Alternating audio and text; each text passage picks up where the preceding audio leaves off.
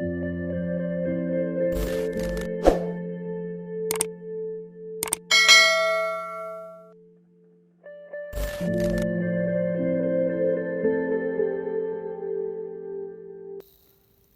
बच्चों, स्वागत है आपका हमारी हिंदी की कक्षा में। तो बच्चों, आज हम करेंगे हमारी हिंदी की कक्षा में व्याकरण में समास। समास 9वीं, 10वीं, 11वीं, 12वीं सभी कक्षाओं के लिए बहुत ज़रूरी है, क्योंकि ये सभी कक्षाओं में शामिल है। तो आइए, इसको समझना बहुत ज़रूरी है और महत्वपूर्ण भी है। तो सबसे पहले हम समास की शुरुआत करते हैं। समास का अर्थ क्या होता है, मैं आपको यही बताऊंगी। समास का अर्थ होता है संक्षेपीकरण या घटाना, या संक्षिप्त करना या कम करना। अर्थात किसी शब्द को आकार में छोटा कर देना जिससे उसके अर्थ में कोई बदलाव ना हो। हमने संधि की है, संधि की तरह ही समास भी है। संधि में क्या था, दो वर्णों के मेल से शब्द में परिवर्तन आता था, तो वो संधि कहलाती थी। लेकिन समास में क्या होगा, वर्णों की जगह दो शब्द या शब्द पदों के मेल से जो शब्द बनता है एक नया, उसको हम समास कहते हैं। परिभाषा देखिए इसकी, आपस में संबंध रखने वाले दो या दो से अधिक शब्दों के मेल से जो नया शब्द बनता है उसे समास कहते हैं। इसे समस्त पद भी कहते हैं। जब दो शब्दों से मिलकर एक नया शब्द बनता है उसको समस्त पद भी कहते हैं। देखिए, मैंने आपके लिए एक उदाहरण तैयार किया। कैसे, यहाँ देखिए शब्द है हमारे पास विद्या का आलय। इसको जब हम विद्या का संबंध किससे, आलय से, और आलय का संबंध किससे, विद्या से, और इन दोनों का संबंध कौन दिखा रहा है यहाँ पर, का। इस का शब्द से पता लगता है कि ये दोनों शब्द आपस में संबंधित है। तो इन दोनों को जब हम मिला देंगे तो इस का विभक्ति का लोप हो जाएगा, ये खत्म हो जाएगी और शब्द बन जाएगा नया हमारा विद्यालय। अब देखते हैं इसमें जो विद्या शब्द है और आलय शब्द है, इनको हम पूर्व, विद्या हो गए पहला पद, या उसको पूर्व पद या प्रथम पद भी कहते हैं। आलय, इसको हम उत्तर पद या द्वितीय पद भी कहते हैं। और इन दोनों से मिलके जो ये नया शब्द बनता है इसको हम समस्त पद कहते हैं। तो आपको समास की परिभाषा अच्छे से समझ में आ गई। तो इसी प्रकार जिस प्रकार हम संधि विच्छेद करते हैं तो समास का भी हम विग्रह करते हैं, संधि करते हैं, संधि विच्छेद भी होता है। उसी प्रकार जब समस्त पद के बीच के जो संबंध होता है, जैसे का है, इसको अगर हम अलग अलग करेंगे, स्पष्ट करेंगे, तो उसको हम समास विग्रह कहेंगे। आपके पास परीक्षा में समास का नाम भी पूछ सकते हैं, समास विग्रह भी करना आ सकता है, ये समास की पहचान भी आ सकती है। तो यहाँ पर हमारी परिभाषा क्या होगी, समस्त पद के बीच के संबंध को स्पष्ट करना समास विग्रह कहलाता है। यही देखिए, मैं आपको विग्रह करना, मान लीजिए हमारे पास शब्द है विद्यालय, तो इसको हम कैसे, इन दोनों के, ये प्रथम पद है, ये उत्तर पद है, इन दोनों का हम कैसे विग्रह अलग अलग कैसे करेंगे, विद्या का आलय। तो इससे हमें स्पष्ट होता है कि का विभक्ति द्वारा इनको जोड़ा गया है, तो इनके बीच में का विभक्ति का लोप है। तो समास विग्रह होगा समस्त पद को अलग अलग करना, तो वो समास विग्रह कहलाता है। तो आइए अब हम आगे करते हैं समास के भेद, या समास कितने प्रकार है। तो मैं आपको एक बहुत ही आसान सी एक ट्रिक बताऊंगी जिससे आपको समास के सभी भेद एक ही वाक्य में याद हो जाएंगे। आप बस उस एक वाक्य को याद कर लीजिए, आपको सारे के सारे नाम इसके याद हो जाएंगे। देखिए, करते हैं हम समास के भेद। मैंने आपके लिए एक वाक्य लिखा है, अब तक की दमदार बात। ये आप एक वाक्य पढ़ लो, इस वाक्य में ही समास के सारे भेद छिपे हुए हैं। इनको कैसे ढूंढते हैं, इस लाइन में जितने भी शब्द हैं, इस पंक्ति में सबका पहला वर्ण पकड़ लो। अब में ए एक, तक में तय दो, इनको नाम दे दो। समास नंबर 1, समास नंबर 2, समास नंबर 3, दमदार में दे 4, फिरदार का फिर दे 5 और बात का बै 6। ये हमने 6 समास बना लिए। अब इन्हीं से देखिए हम समास के नाम पर करते हैं। आपको अगर ये वाक्य याद हो गया तो आपको समास के नाम भी याद होंगे। हमने वाक्य बनाया था अब तक की दमदार बात। इनका जो पहला वर्ण है प्रत्येक शब्द का, उसी से हमने इनके समास के नाम है। अब तक में पहला क्या है, ए से हमारा बना अव्ययी भाव समास। तक में तय है दूसरा समास तत्पुरुष समास। की में कै है, तीसरा होगा कर्मधारय समास। दमदार, दम में दे है तो चौथा होगा हमारा द्विगु समास। दार में फिर दे आ रहा है, द्वंद्व समास। और बात में कौन सा वर्ण है, बै से बहुव्रीहि समास। तो आपको 6 के समास याद हो गए। तो मैं आपको बताना चाहूंगी कि हिंदी भाषा में समास 6 प्रकार के होते हैं। वैसे तो मूल रूप से पहले 4 ही समास होते थे, अव्ययभाव समास, तत्पुरुष समास, द्वंद्व समास और बहुव्रीहि समास। जो कर्मधारय समास है और द्विगु समास है, इन दोनों को तत्पुरुष समास का ही भेद माना जाता था, लेकिन अब इनको अलग अलग करके लिखा जाता है। तो आइए शुरू करते हैं। इनकी परिभाषा और इनकी पहचान हम कैसे करेंगे, कौन सा समास है। तो सबसे पहले लेते हैं हम अव्ययभाव समास। इसके देखो पहले पद के नाम से ही हमें स्पष्ट हो रहा है, अव्ययी भाव। अव्ययी अर्थात अव्यय शब्द, जिस समास का पहला पद प्रधान होता है और इसका पहला पद क्या होगा, हमारा अव्यय होगा। हमें इस बात को ध्यान रखना है। अव्यय भाव समास में पहला पद अव्यय होता है और दूसरे पद के योग से समस्त पद को ही ये अव्यय कर देता है, इसलिए इसको हम अव्यय भाव समास कहते हैं। पहचान होगी।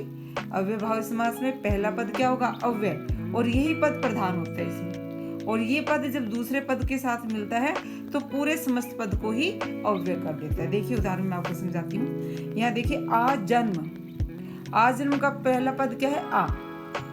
ये आ अव्यय शब्द है और किसके साथ मिला, जन्म। तो उस हमारा समस्त पद क्या बनेगा, आ जन्म। जन्म से लेकर, इसका विग्रह करेंगे तो हम क्या होगा, जन्म से लेकर।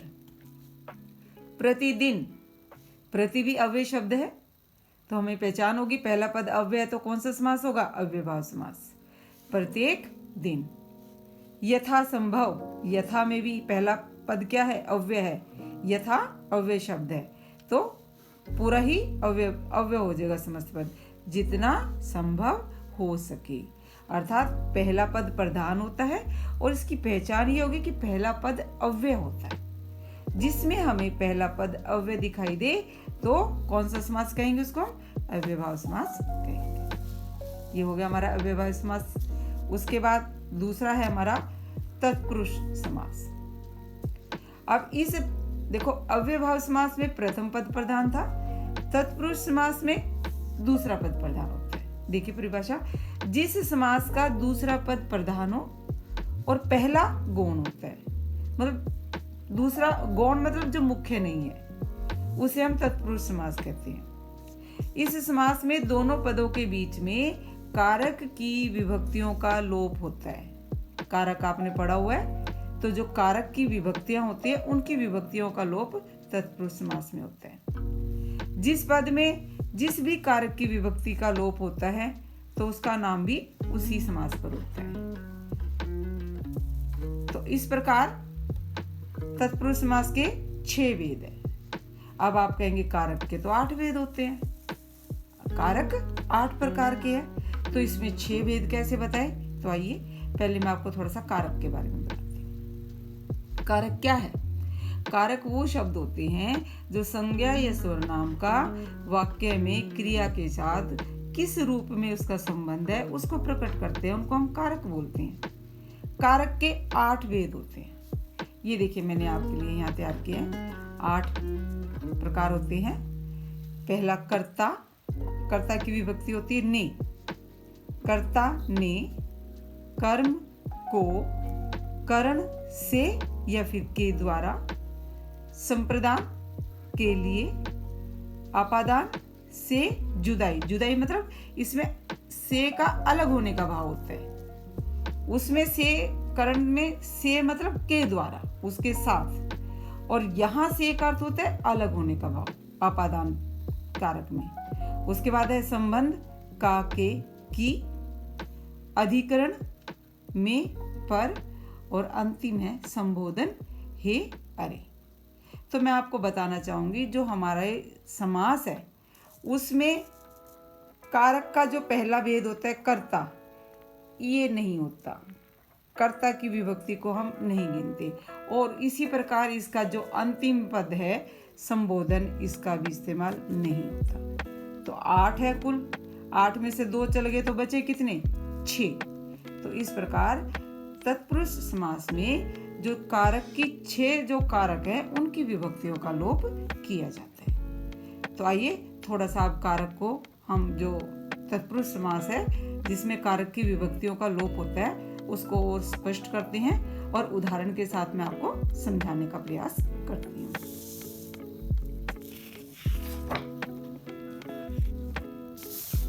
ये देखिए, अब हम तत्पुरुष समास करेंगे क्योंकि तत्पुरुष में जो कारक है उसकी विभक्तियों का लोप होगा।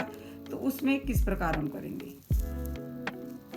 सबसे पहले मैंने आपको बताया था पहला और अंतिम कारक का तो इस्तेमाल ही नहीं होता। तो यहाँ पर हम करेंगे कर्म तत्पुरुष समास। कर्म की विभक्ति क्या होती है? को। जहां प्रथम पद में कर्म कारक की विभक्ति यानी कि को विभक्ति का लोप के हो उसे कर्म तत्पुरुष समास कहते हैं। जैसे ग्रामगत। अब देखिए, प्रथम पद है ग्राम और दूसरा है गत। इन दोनों पदों के बीच में कौन सी विभक्ति का लोप है? इसका हम समास विग्रह करेंगे तो क्या होगा? ग्राम को गया हुआ। अर्थात इन दोनों पदों के बीच में को विभक्ति का लोप किया गया है। और को किसकी होती है विभक्ति? कर्म तत्पुरुष की, कर्म कारक की। तो इस समास का नाम ही कर्म तत्पुरुष समास पड़ गया। मतलब जिस कारक की विभक्ति का लोप होगा उसी कारक के नाम पे इस तत्पुरुष समास का नाम पड़ जाएगा। उसके बाद अगला करते हैं हम करण तत्पुरुष समास। करण, वही परिभाषा, जहां समस्त पद के बीच में करण कारक की विभक्ति क्या होती है? करण कारक की विभक्ति कौन से या के द्वारा इन विभक्तियों का लोप होता है उसे करण तत्पुरुष समास कहते हैं। जैसे उदाहरण देखिए, गुण युक्त। अब गुण युक्त का समास विग्रह करेंगे तो क्या होगा? गुण से युक्त। तो यहाँ कौन सी विभक्ति है? से किसकी विभक्ति है? करण कारक की। तो ये कौन सा समास कहलाएगा? करण तत्पुरुष समास। इसी प्रकार देखिए, तुलसीकृत, इसका विग्रह करेंगे तो क्या होगा? तुलसी के द्वारा कृत। के द्वारा विभक्ति है यहाँ पर। तो के द्वारा विभक्ति किसकी है? करण कारक की। तो ये कौन सा समास कहलाएगा? करण तत्पुरुष समास। इसी प्रकार आगे देखिए हम करते हैं। अगला है हमारा संप्रदान तत्पुरुष समास। परिभाषा में वही, जहां समस्त पद में संप्रदान कारक की विभक्ति के लिए का लोप हो उसे संप्रदान तत्पुरुष समास कहते हैं। जैसे रहा खर्च, इसका विग्रह करेंगे तो क्या होगा? राह के लिए खर्च। तो इसके बीच में कौन सी विभक्ति है? के लिए। और के लिए किसकी विभक्ति है? संप्रदान कारक की। तो इस समास का नाम क्या होगा? संप्रदान तत्पुरुष समास। एक और उदाहरण है रसोई घर, इसका विग्रह होगा रसोई के लिए घर। तो इसमें कौन सी विभक्ति है? के लिए। तो के लिए विभक्ति संप्रदान कारक की होती है। तो ये समास होगा हमारा संप्रदान तत्पुरुष समास। इसी तरह अगला देखिए, अगला है हमारा अपादान तत्पुरुष समास। जहां समस्त पद में अपादान कारक की विभक्ति से मतलब अलग होने का भाव। एक पहले से आई थी हमारी करण तत्पुरुष करण कारक में, उस से का अर्थ था के द्वारा, लेकिन इस से का अर्थ है अलग होने का भाव। उसका लोप होगा तो उसे हम अपादान तत्पुरुष समास करेंगे। जैसे देखो यहाँ पर उदाहरण से आपको समझ में आ जाएगा। धनहीन मतलब धन से हीन, मतलब धन के बिना। तो धन से अलग होने का भाव हो रहा है, तो ये अपादान तत्पुरुष समास करेगा। इसी तरह ऋण मुक्त, ऋण से मुक्त, यहाँ से विभक्ति है लेकिन भाव क्या है कि वो ऋण से मुक्त हो गया, ऋण से उसका छुटकारा हो गया, ऋण से वो अलग हो गया। तो यहाँ अलग होने का भाव आ रहा है यहाँ पर। तो ये अपादान कारक की विभक्ति है। तो ये कौन सा समास कहलाएगा हमारा? अपादान तत्पुरुष समास। और अगला बहुत ही आसान है, संबंध तत्पुरुष समास।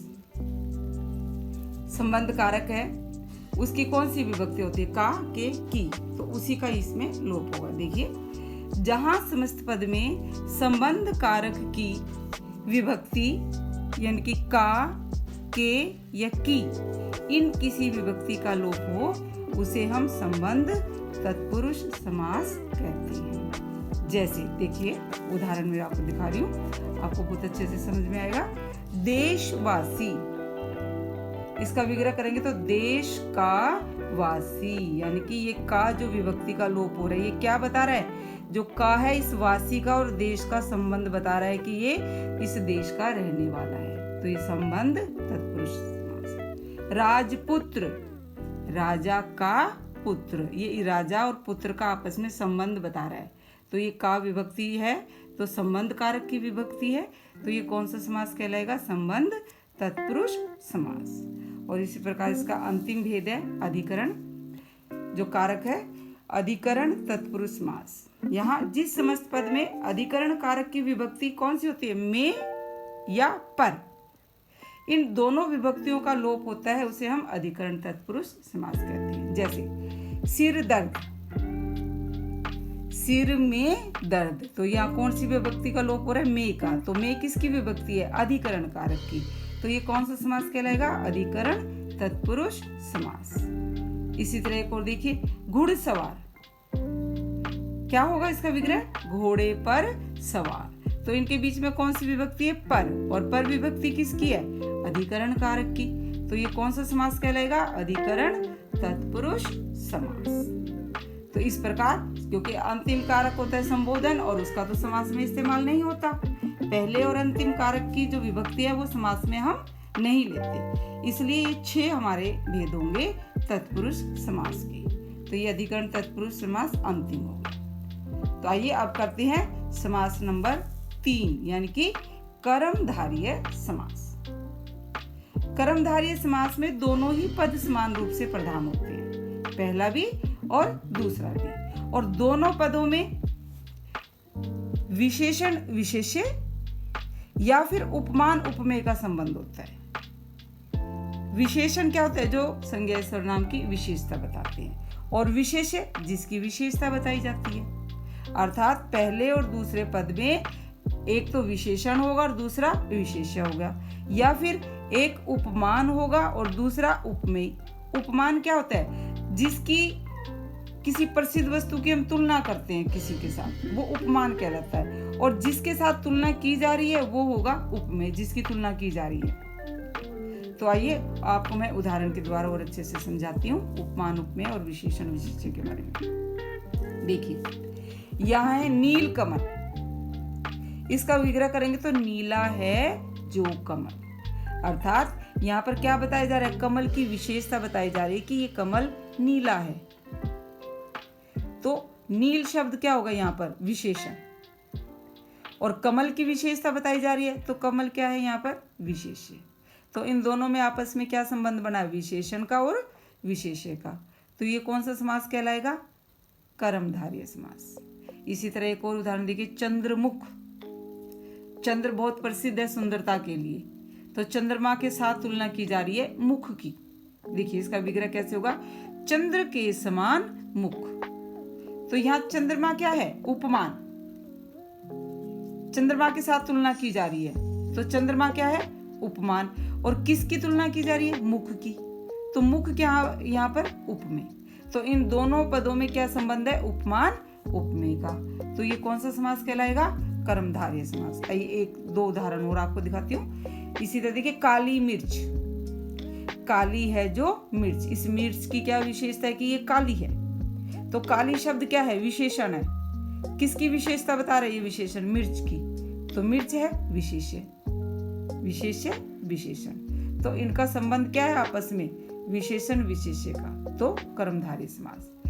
और इसी तरह उपमान उपमेय का एक और देखिए, मृग नयन, यहाँ मृग के समान नयन की बात हो रही है कि नयन है उसकी तुलना की जा रही है मृग के से, नयन से, तो मृग क्या हो गया यहाँ पर, उपमान, और नयन क्या है यहाँ, उपमेय। तो इनका संबंध आपस में हो गया हमारा उपमान और उपमेय का। बिल्कुल समझ में आ गया होगा आपको कि कर्मधारय समास उसको कहते हैं जिसके दोनों पद प्रधान होते हैं और दोनों पदों में या तो विशेषण विशेष्य का संबंध होगा या फिर उपमान और उपमेय का संबंध होता है। इसी से हमें पता लग जाएगा ये कर्मधारय समास है। ठीक है, समझ में आ गया। तो आइए अब अगला करते हैं। अगला समास है हमारा द्विगु समास।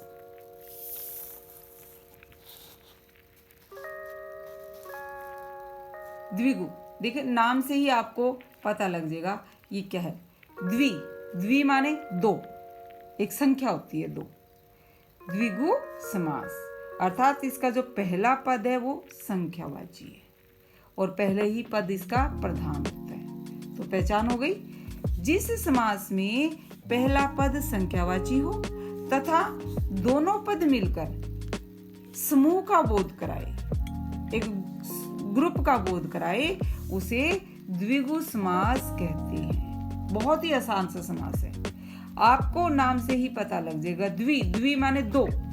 जिस पद का पहला पद संख्यावाची होगा और दोनों पद मिलकर एक समूह का बोध कराएंगे तो उसको हम द्विगु समास कहते हैं। उदाहरण देखिए, नव रतन। नव में पहला पद क्या है, नव, नव माने नौ, एक संख्या है। रतन, तो इसका क्या होगा विग्रह, नौ रत्नों का समाहार। समाहार यानी समूह। तो इससे पता लगता है कि समूह की बात हो रही है, नौ रत्नों का समूह। तो संख्यावाची है पहला पद, तो सीधी सी बात है द्विगु समास। इसी तरह एक और उदाहरण लीजिए, दोपहर। अब दोपहर में भी पहला पद दो संख्यावाची है और पहर, विग्रह क्या होगा, दो पहरों का समाहार या समूह, एक ही बात है। तो पहला पद संख्यावाची है और दोनों पद मिलकर किसका बोध करा रहे हैं, एक समूह का बोध करा रहे हैं। तो ये कौन सा समास होगा हमारा, द्विगु समास। नाम से ही पता लग गया, इसका पहला पद प्रधान होता है और दोनों पद मिलकर एक समूह का बोध कराते हैं। इसके बाद अगला है, और भी आसान समास है, द्वंद्व समास। देखो नाम से ही आपको पता लग जाएगा। द्वंद्व में दो ही शब्दों से बनाइए और दोनों ही द हैं, द, यानी कि दोनों ही समान रूप से जो पद महत्व हो उसको हम द्वंद्व समास कहते हैं। दो द से बना है, दो शब्दों में, यानी कि ये इसकी एक ट्रिक बता रही हूँ आपको, याद करने का अच्छा सा तरीका है। जिसके दोनों पद समान रूप से प्रधान होते हैं वो द्वंद्व समास। परिभाषा देखिए, जिस समस्त पद में दोनों पद प्रधान होते हैं उसे द्वंद्व समास कहते हैं। दे, दो से बना है, दोनों दे हैं और दोनों ही प्रधान होते हैं। क्लियर है। इसमें दोनों पदों में योजक चिन्हों, हमारे योजक चिन्ह होते हैं हिंदी भाषा में, आप अच्छे से जानते हैं। योजक चिन्ह कौन कौन से होते हैं, जैसे तथा, और, अथवा, या, ये सभी योजक चिन्ह हैं। इनका लोप होता है। इनके बीच में, समस्त पद के बीच में या तो तथा होगा या फिर और होगा या फिर अथवा या फिर या, ये जो योजक शब्द है इनका लोप होता है, तो वो द्वंद्व समास। बिल्कुल आसान सा, दोनों पद प्रधान होते हैं और दोनों पदों के बीच में योजक चिन्हों का लोप होता है, देखिए जैसे। और योजक चिन्ह होता भी उनमें, दिन रात, इनके बीच में योजक चिन्ह है, दिन और रात, तो कौन सी विभक्ति का है, और। दाल रोटी, दाल और रोटी, इन दोनों के बीच में क्या है, और। दो चार, दो या चार, इनके बीच में क्या है, या। पाप पुण्य, पाप तथा पुण्य, इसके बीच में तथा है। तो मतलब इनके बीच में कौन से शब्द है, योजक शब्द है, और योजक चिन्ह के द्वारा इनको जोड़ा भी गया है। तो सबसे आसान समास हमारा द्वंद्व समास। द्वंद्व समास दो ही शब्दों से बना है, दोनों द हैं, तो दोनों समान रूप से प्रधान होते हैं और दोनों योजक चिन्हों के द्वारा जोड़े जाते हैं और इनके बीच में योजक जो शब्द है उनका लोप होता है, तथा, और, अथवा, या। अब अंतिम समास है हमारा, बहुत महत्वपूर्ण है, बहुव्रीहि समास। अब तक इसमें देखो दोनों प्रधान थे, और बहुब्रीहि समास में क्या होता है, जिस समास में ना तो पहला पद प्रधान होता है और ना ही दूसरा पद प्रधान होता है, बल्कि उसमें तीसरा या फिर अन्य पद प्रधान होता है, उसे बहुब्रीहि समास कहते हैं। बिल्कुल ही अलग है। अब तक हर समास में या तो पहला पद प्रधान आ रहा था या दूसरा आ रहा था या दोनों आ रहे थे, लेकिन बहुब्रीहि समास में ना पहला पद प्रधान होता है ना दूसरा पद प्रधान होता है, बल्कि एक अन्य पद जिसको हम तीसरा पद कहते हैं वो प्रधान होता है। तो वो कौन सा समास कहलाता है, हमारा बहुब्रीहि समास। देखिए दशानन, दश है आनन, आनन मतलब मुख जिसके वह, अर्थात रावण। तो यहाँ पर ना तो 10 पर मुख है ना ही आनन है, बल्कि कौन है, रावण। रावण शब्द प्रधान है। ये रावण की विशेषता बता रहे हैं दोनों पद मिलके, तो तीसरा पद प्रधान हुआ, तो कौन सा समास कहलाएगा, बहुब्रीहि समास। एक और देखिए, त्रिनेत्र, तीन है नेत्र जिसके, अर्थात शिव। या ना त्रि प्रधान है ना नेत्र, बल्कि प्रधान कौन है, शिव। तो ये बहुब्रीहि समास कहलाएगा। तो ये हो गया हमारा बहुब्रीहि समास। तो आइए बच्चों, आप एक विशेष बात मैं आपको ये समझाना चाहूंगी कि हमारे जो बहुब्रीहि समास है और एक द्विगु समास है, इसमें बच्चे बहुत ज्यादा गड़बड़ करते हैं। उनको समझ में नहीं आता कई बार कि कौन सा द्विगु समास है और कौन सा बहुब्रीहि समास है। जैसे अभी बहुब्रीहि समास में दशानन, त्रिनेत्र, इसमें पहला संख्यावाची है, और मैंने आपको बताया संख्यावाची द्विगु समास होता है, लेकिन यहाँ पर ये बहुब्रीहि समास हो रहा है। तो मैं इसी अंतर की आपको एक हल्की सी वो बताऊंगी, और आपको एकदम समझ में आ जाएगा द्विगु और बहुब्रीहि समास की पहचान कैसे करनी चाहिए, किस प्रकार हमें पता लगेगा कि ये द्विगु समास है या बहुब्रीहि समास है। द्विगु समास की सबसे बड़ी पहचान ये होती है कि इसका पहला पद संख्यावाची होता है। द्विगु समास में पहला पद संख्यावाची होता है और वह समूह का बोध कराता है। जब समस्त पद में उसका विग्रह करते हैं तो विग्रह में वो एक समूह का बोध कराएगा हमेशा। जब पहला पद संख्यावाची हो और वो समूह का बोध करा रहा है तो कौन सा समास कहलाएगा, द्विगु समास।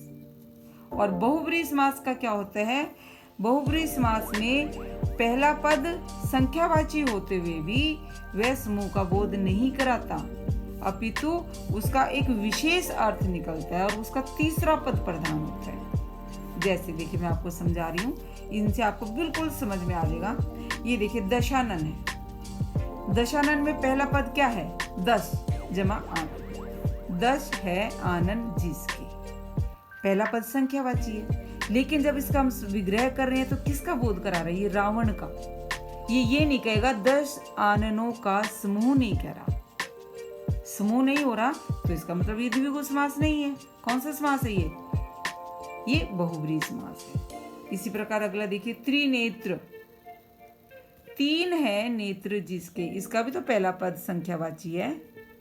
त्रि का अर्थ होता है तीन, लेकिन इसका विग्रह कीजिए, तीन है नेत्र जिसके, अर्थात ये किसकी विशेषता बता रहे हैं, भगवान शिव की बात कर रहे हैं। यहाँ पर तीन नेत्रों का समूह नहीं है। ये जब समूह का बोध नहीं करा रहे तो ये द्विगु समास हो ही नहीं सकता। तो ये कौन सा समास कहलाएगा, बहुब्रीहि समास। एक और उदाहरण देखिए, एक दंती, एक दांत है जिसका, एक भी संख्यावाची शब्द है, लेकिन इसका विग्रह करेंगे तो एक है दांत जिसका, अर्थात गणेश। या कोई समूह की बात नहीं हो रही, यहाँ गणेश की बात हो रही है। तीसरा व्यक्ति प्रधान है जिसकी विशेषता बताई जा रही है। तो इसको हम द्विगु समास ना कहकर कौन सा समास कहेंगे, बहुब्रीहि समास।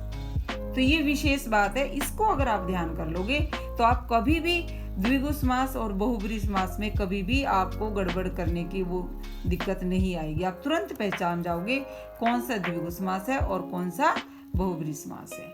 थोड़ा सा मैं आपको द्विगु समास के भी उदाहरण देती हूँ। पंचवटी, पंच में पहला पद संख्यावाची है और इसका जब हम विग्रह करेंगे तो क्या होगा, 5 वटों का समाहार, समूह का बोध कराया। तो तो कौन सा समास होगा? द्विगु समास। इसी तरह त्रिलोक, तीन लोकों का समाहार, समाहार मैंने समूह, तो यहाँ 3 लोकों का समूह का बोध करवाया जा रहा है। इसी प्रकार देखिए अगला शताब्दी, शत जमा आब्दी, शत का अर्थ होता है 100, तो इसका क्या होगा? 100 वर्षों का समाहार। तो यहाँ भी एक समूह का बोध हो रहा है, तो ये कौन सा समास कहलाएगा? द्विगु समास। बहुत ही आसान सी पहचान मैंने आपको बताई है द्विगु समास में और बहुब्रीहि समास में। अब आप कभी भी गलती नहीं करोगे अगर इसको आप ध्यान से समझ लोगे तो, क्योंकि द्विगु समास में पहला पद संख्यावाची होता है और समस्त पद समूह का बोध कराएगा। जब समूह का बोध हो रहा है और पहला पद संख्यावाची है तो तुरंत मान जाओ आप कि वो द्विगु समास है। और दशानन में पहला पद बेशक संख्यावाची हो लेकिन वो समूह का बोध नहीं कराएगा, वो किसी व्यक्ति विशेष का बोध करा रहा है। रावण है, शिव है, गणेश है, तो ये समूह का बोध नहीं हो रहा, ये किसी तीसरे व्यक्ति विशेष के बारे में बात हो रही है, तो वो क्या कहलाएगा? हमारा बहुब्रीहि समास। तो इस प्रकार आपको द्विगु और बहुब्रीहि की भी जो बीच की उलझन थी, जो आपके मन में भ्रम था, वो भी समाप्त हो गया होगा। मैंने बहुत ही आसान तरीके से आपको समझाने का प्रयास किया है। आशा करती हूँ आपको समास अच्छी तरह समझ में आ गए होंगे। धन्यवाद।